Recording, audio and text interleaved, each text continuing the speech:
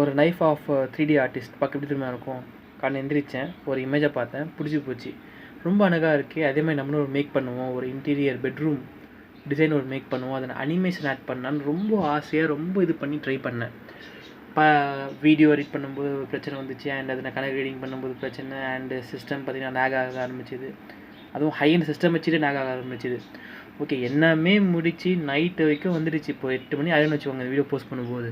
என்ன தெரியுமா ஆச்சு, வீடியோ பார்த்தீங்கன்னா பிஎன்ஜி ஃபார்மேட் தான் இருக்குது, லைக் வீடியோ கன்வெர்ட் ஆகலை. என்ன தெரியுமா ஆயிருக்கு, இதோ சம்திங் ப்ராப்ளம்ஸ் கெட்ஸ் சொல்லுவாங்க ஆயிடுச்சு. லைக் இப்போ வந்து ஜஸ்ட் அது ஒரு மல்டிபிள் இமேஜஸாக தான் இருக்குது. நான் காட்டுறேன். இது எல்லாமே பார்த்தீங்கன்னா ஒரு இமேஜஸ், ஒரு இப்போ 30 இமேஜஸ் வந்துருக்கு.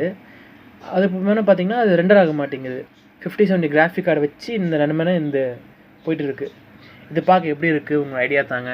இது பார்த்திங்கன்னா ஒரு ஏன்ஷியன்ட் ஈஜிப்டோட சிம்பிள்ஸ், இது ரோமனோட பேட்டர்னோட டிசைனு, ஓகேவா. ஒரு dark green with design, and பார்த்திங்கன்னா ஒரு சின்னதாக ஒரு பொம்மை, ஓகேவா. ஒரு சின்ன பையனோட ரூமு வித் லக்ஸுரி டிசைன் மாதிரி நான் கான்செப்ட் மேக் பண்ணது.